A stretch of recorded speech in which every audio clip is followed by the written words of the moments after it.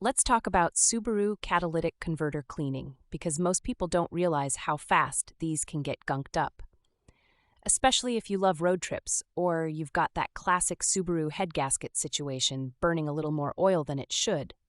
The pain is real. That check engine light pops on, you get the P0420 code, and suddenly you're picturing a $2,000 parts and labor nightmare.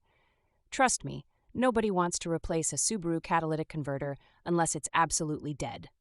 Now here's where the cleaning comes in. A lot of folks think that once a cat gets clogged, it's game over. But sometimes you can save it with a little DIY and a whole lot of patience. Get ready for some numbers. This can save you up to 90% compared to a full replacement.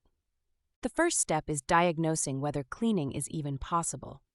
If you've got rattling coming from the converter or if you're spitting out chunks of honeycomb, sorry, cleaning won't revive it. Visual inspection is your best friend. You want it intact, not disintegrating.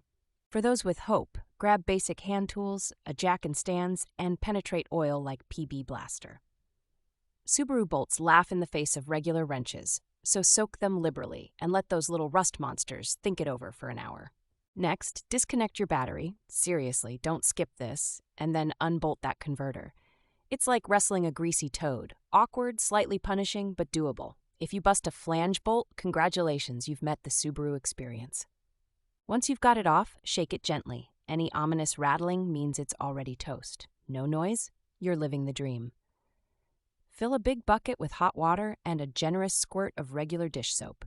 Submerge the cat and let it soak for an hour. Pro tip: agitate the cat in the solution every 15 minutes.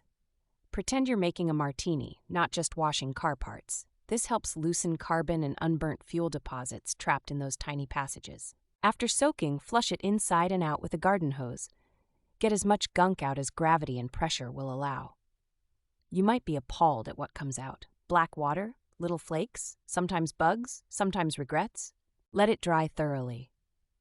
Leaving water inside is a great way to get a new check engine light, plus a healthy serving of steam right where you don't want it. Overnight air drying on a sunny day in Portland or a few hours by a heater works fine. Bolt everything back together, double-checking your oxygen sensors and flanges. Reconnect your battery, start your Subaru, and let it idle for a few minutes. With luck, the check engine light stays off and your wallet is heavier by $1,800. Is this a miracle fix? No, but for a lot of Subaru owners, it buys you another year or two, sometimes more. Think of it as a temporary ceasefire in the ongoing war between old cars and tight budgets.